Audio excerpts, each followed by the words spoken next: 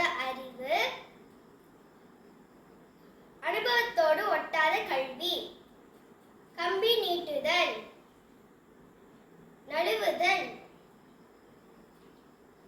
அள்ளி விடுதல், ஒன்றை மிகைப்படுத்தி கூறுதல்.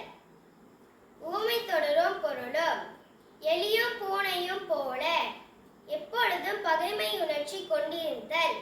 காந்தம் இரும்பை கவர்வது போல ஒன்றை தன் வசம் கவர்ந்திழுத்தல். நகமும் சதையும் போல மிக நெருக்கமாக